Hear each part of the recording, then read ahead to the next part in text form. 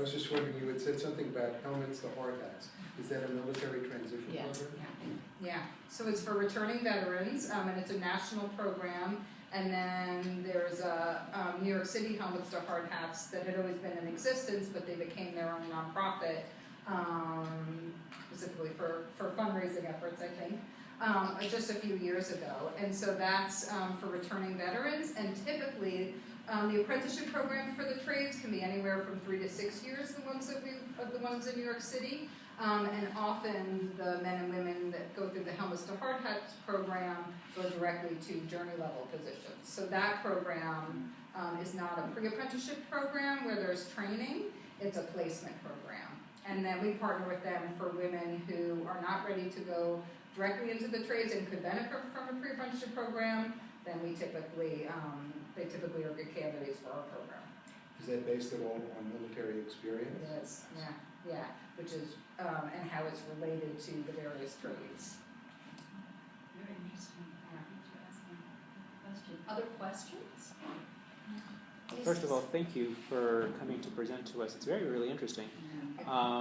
You mentioned that MU has placed some 1,300 women and that you offer continuing support. Can you tell us how some of them, or most of them, fare? You know, what sort of obstacles they seem to encounter, what sort of successes they typically have? Yeah, so we track retention pretty closely through their first year of apprenticeship, but of course we want to see them graduate from the apprenticeship program. So we look at about, we're up to about a 60% retention rate right now, which is strong. And the number one reason for, you know, there's a lot of there can be barriers. The number one reason is the construction industry can be cyclical, and there can be, you know, booms and lags. But right now, you know, the outlook is very strong. We track all of our tradeswomen, so once they are laid off of a project, if they're not immediately moving to the next project, they'll let us know, and we'll work directly with contractors to get them back to work. But right now, it's very few and far between. Yeah, so, and one of the things is, you know, we often, most of the women that we serve are unemployed or underemployed. And so the starting salary now for the women that we place in the apprenticeship programs is $17 an hour. And that bumps up either every 6 months or a year for your full apprenticeship program, be it 3 or 6 years, depending on the apprenticeship. And it's full benefits for yourselves and your family. We have a lot of single mothers that graduate from our program. And so one of the things is budgeting, and so learning how when you're starting to make the money, and learning how to budget for the times when there's not as much construction work. And so one of our partners is the Financial Women's Association, and they come in, and they've been doing it for about 4 years now. And they come in and work with a number of our tradeswomen that have to apply for this workshop where they learn how to budget now that they are starting to make this income. Do you want to go to women's shelters?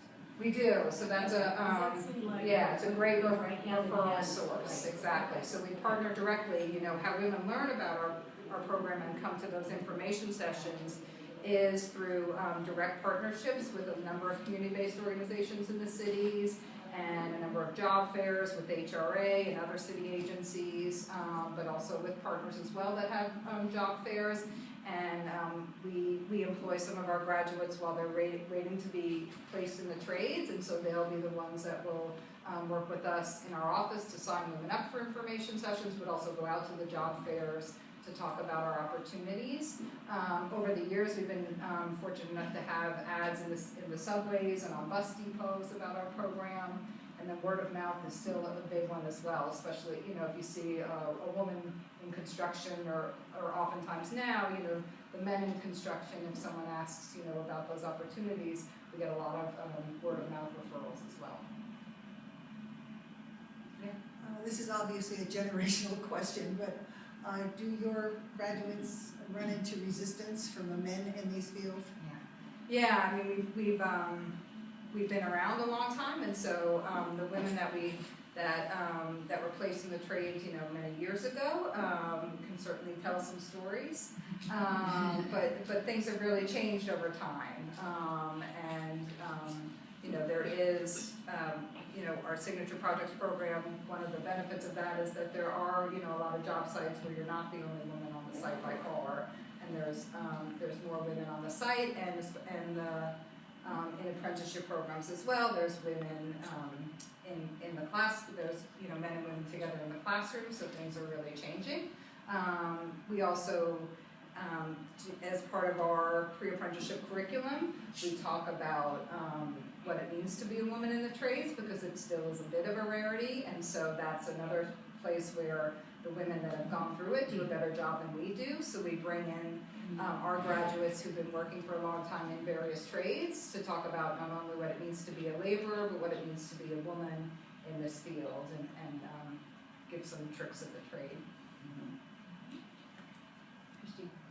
So it seems like there's the pre-apprenticeship that you guys do that can be 7 weeks or 8 weeks depending, and then you get the line right into an apprentice due to your relationships, which is terrific. And I heard something like 3 to 6 years, but you're paid as you do that, and then you're able to actually go out, or during that 3 to 6 years you're on a signature project and you're out and about. You're out. Yep, so it's earn while you learn, and Okay. You're working with a journey level or master electrician, for example. So first year of your apprenticeship, you're out and working on jobs in the city, but you're just also going to school at the same time. And do you guys, second part of the question, do you guys have a special support other than the regular city and state support? And what would it be out of pocket for a single mom to take the 7 or 8 weeks? It's a free training program. Okay. So it's a free training program thanks to city and state support and Sure. many of the council people in this room, Uh-huh. and also foundational support as well. So we're a nonprofit. It's a free training program, and we do provide car fare, Metro cards. And so the foundations that support you are also probably have an interest in having more workers in that field? Most of the foundations that support us are interested in us because we provide such high wage jobs for people that were unemployed for a while and low income. Thank you. Andrew, how are the women working out down after us? The biggest challenge, terrific. They're tradespeople like every other tradesperson. The biggest challenge we have, honestly, is finding enough tradeswomen who are qualified, because there's so much work in the city. It is a boom and bust cycle in construction. I think the latest numbers I saw showed that the construction trades are anticipating another 10 to 20,000 jobs over the next 2 years. The construction spending is up, construction work is up. And so keeping up, and these guys have been so successful at getting projects to sign on to the signature program that everyone's competing for the same limited workforce. So we're very supportive of them and trying to build the number of tradeswomen. And the other thing I will say, is partly in answer to your question about the generational thing, and I'd love to hear your guys' perspective on it. I think the construction managers that we work with are very supportive of this program. They all know it. They all support it financially. They're all very experienced in being able to find the tradeswomen to work with on their projects. So they, at a very high level, the Tishmans, the Turners, the big CMs in the city have really embraced this program as a way to bring new tradespeople into their companies.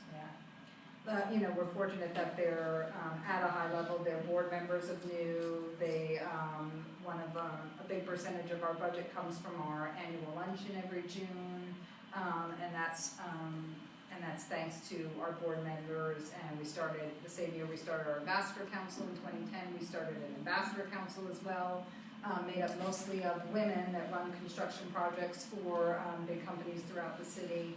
So we're very fortunate in that way, and the Signature Projects program is in its 6th year, and so as Andrew said, a lot of the big players in the city have worked with us over the years. And an indirect effect of the program is when the contractors are calling and requesting more women, then the unions will come to us and say, we're getting all of these requests, we need to take more women in, so it's good. It's providing more opportunities.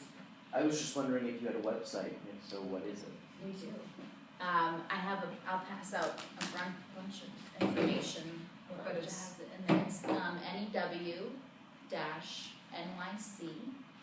new-nyc.org. And Rick actually posted a bunch of good Yes. information on the blog, including our latest video, so.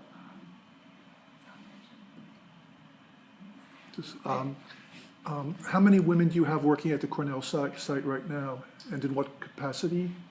I don't know off the top of my head. I don't have those numbers either. The commitment is to try to achieve 15%, right? So our workforce on site probably ranges day to day between, let's say, 300 and 400. At the moment, it's going to go up once interior work starts. My impression, and correct me if I'm wrong, is that the predominance of tradeswomen are in the interior fit-out work, plumbing, electrical, carpentry, things like that. So we haven't had a tremendous number in the excavation or the steel work, the iron work, right? And those are the two main trades that we've been working. We've just transitioned into interior work for the Bloomberg Center and the CUP, so we'll start to see more and more, I think. Does that sound right? Yeah, and how the project works is, so a number of our graduates are in the apprenticeship programs that bring in a lot more apprentices, like the carpenters and the electricians and the laborers local 79. And how the signature projects program works is that we, over the 6 years, we've made it easier for contractors and subs to, when they're in their day-to-day work of managing a project, this is something else that they're looking at. How many tradeswomen do we have on this project, and do we need some assistance? And so through the life of the project and of any signature project, we work together where Jessica and I will come out and we'll meet with the subs directly, and the subs we'll call Jessica directly if they're having difficulty with a certain trade. And so we're able to make those matches, and then we are also able to work directly with the apprenticeship programs to bring in additional qualified graduates of our program for additional opportunities. Just one more question. You mentioned something about a high school program. Was that for people currently in high school? And could you explain more about that? So one of our partner programs, it's called the Edward J. Malloy Initiative for Construction Skills. And so they work specifically with they work specifically and partner with specific, and I'm not an expert on their program, but they partner with specific high schools, but they're open to high school students where they start working with high school students in their junior year. And they have a summer program for those high school students as well, and work with them in their senior year as well. And that's also for the same opportunities for apprenticeships. Well, there's no high school on Roosevelt Island, but there are high school age girls on Roosevelt Island. Yeah, I think Maybe through the youth center, is there some way of addressing that? Become part of the program, the summer program, right? Yeah, and we can, it's one of the programs that we partner with, so we can, put anyone in touch with that program. The Malloy program is for boys and girls. Yeah, it is. Yeah. Oh, Yeah, it's not exclusively girls. Yeah. great, thanks. Discussion maybe about, if there are any more questions, discussion about holding an event on Roosevelt Island, job fair type of event. Do you want to tell us a little more about that and how? Yeah, so the way that it works best is if you have an interested group, you think about 15 to 20, our recruitment manager could come out with a tradeswoman and we bring our information session here to the island and do a full information session and let you know about the program, and then we'd invite those that were interested to come back and do the testing, which is a basic adult education test, math and reading. So if we had a location and a date and a time, and we felt like we could get the word out to get 15, 20 plus, then that's something, that has proven fruitful in the past. What's the starting age? Over 18. Junior? Oh, Yeah, for us it's over 18. over 18. Yeah. Do people think, and this is something that maybe, we can work on, the entire task force could work on to publicize? Do you think this is something worth doing? It'd be interesting to know the population of that age group that's here on the island. I know that there's a survey about to happen, but I Yes. don't know how that data is going to be used or what that data is, or if it's finding out age groups. So that might help us identify. And the youth center, definitely good idea. Is there a maximum 18 to what? Nope. just have to be interested and be in good physical condition to do the work. Yeah, yep, but you'd be surprised. Well, We our average age is about 29, but we go up 40s, 50s. Is this a day or an afternoon, or when you The do info a- session. Yeah, it's up to you if it's a day or these kind of early evening hours. And it would probably be about a 2-hour commitment, I would say. And the 2-hour commitment would mean that the women who were there would hear about your program and Yeah, so discuss, it's would there be a discussion part where they would ask questions, what else? Yeah.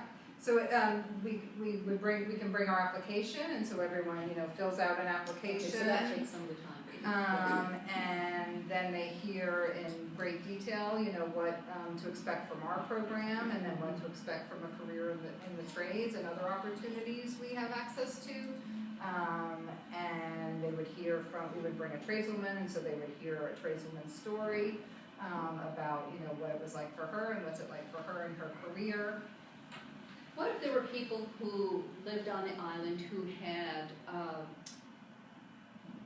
friends, relatives who lived off the island but were interested in learning about this because they were, they have a daughter or a niece somewhere else? Does it work for that? Or, I know they could have come to this meeting tonight as well, but I mean, could that be folded into this so that it wouldn't, be that's me, I'm so sorry. So that it wouldn't be just necessarily for the person, Roosevelt Island centered, but people who knew. Sure. Yeah, or they could come to, because we have 2 information sessions every week in Chelsea also. So we have the 10 a.m. on Tuesdays and the Wednesdays at 6 p.m. and that's every week. And that's 20th, between 7th and 8th Avenue, but what was the exact address? 243. Okay. West. Yeah. And we ask folks to try and, sign up, either call us or on our website for those. Oh, good, that's great. But we also accept walk-ins. And do you guys work with Silver Cup Studios and Coffin Astorias? I know you said there was the carpenters. Right. I don't know if you do the welding for the bridges as well, but just all that television film industry. It's locally Long Island City and Roosevelt Island. Do you tap into those? We have I Tracy don't know working on about this? studios, but a lot of the union apprenticeship training centers are in Long Island City and course. very close. So Yeah, because that's in Queens, wasn't it? Yeah, those are actually different unions. I know. One thing I would say is I think for a lot of people, how to get into construction trades is very mysterious. And so a lot of times when, and I've done this in several different projects, when you go into a community and you talk about a major project that's happening, one of the questions people ask is how can people from this community get jobs? And the answer from a planner's perspective is that's very hard to do. But with this team, it's actually very easy to do because they have a whole process to do it. It's not for everybody, but for those who it's for, this is a great, incredible way actually to get into that pipeline, which is frankly hard to do. Right. And it's not only, will I have maybe the opportunity to get on this project that's happening in my neighborhood, but it's the opportunity for a career. Right. Yeah, And so it's the opportunity for, I have a skill trade, I'm in the union, I might work on this project, but I'll work on projects throughout the city and I have that career opportunity.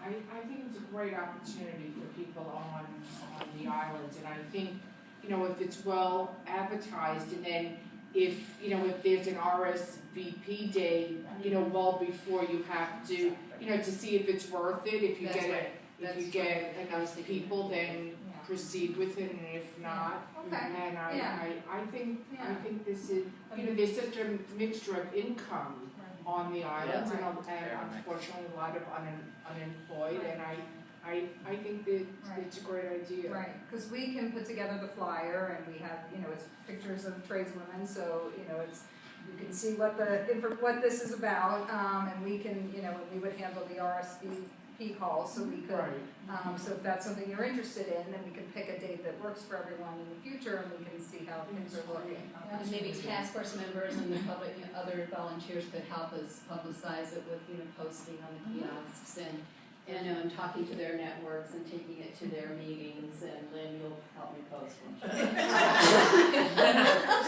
My comrade Lynn in posting. With the informational programming that you do you also do that for the high school kids? We Do you do. have that type of thing? We go out. Because that might be something else that we could do at the same time, something for the high school, because that's for both, if I heard correctly, both? Boys and girls? Oh, that's a partner program. And Edward J. The Malloy. Edward J. Malloy Initiative for Construction Skills. Okay. It's another program. But we do recruit at high schools Okay. for women. So we talk about our our program is for 18 and up, but we do go out to the high school schools and talk about the opportunity, because it's part of our mission to try to get girls thinking, younger girls thinking about this as a career, right? Yes. Yes. There was I one think here. the youth center would probably have a good sense, Charlie would probably have a good sense of That's an many of the excellent girls idea. that would have aged out of the youth center perhaps, but still Right. need this. That's a great thing. Okay, so we have a little work to do on publicizing this. Yes, Judy. Yeah, I have one, is there an upper age limit? You There say is 18 not. and older, so a woman of 40 who could lift 45 pounds was, okay. Has been placed, for sure, yeah.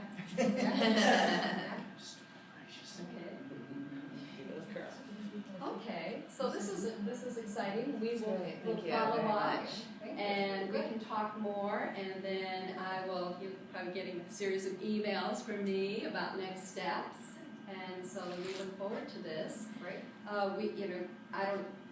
It'll depend, of course, the RSVP, was key in all this to decide, where we hold it, and Right. and it'd be great if some task force members could just attend, just to see, who shows up, and how we might branch out even further from here in terms of your and our maybe joint recruitment. Great. For you. Okay. Thank you. All right. Thank you so much. Okay. 20,000 jobs, right?